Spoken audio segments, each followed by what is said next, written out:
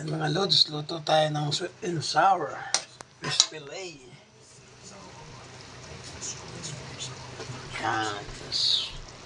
With topo. Yan. Naktak na natin lahat mga lods.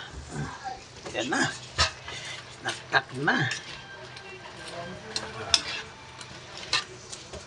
May iba-iba naman. Sarap. Ano wala yung fish. Yun. Yung fish niya. Sweet and sour fish fillet with tofu. Ayos na ulit.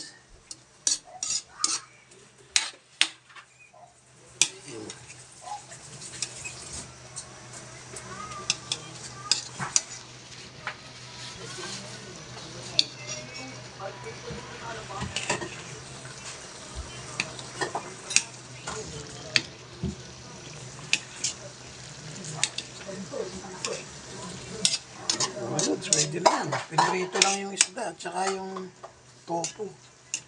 Tapos ginisa natin itong carrots, luya, carrots, bell pepper. Yun lang, simple yan. Sweet and sour. Yan mga lods.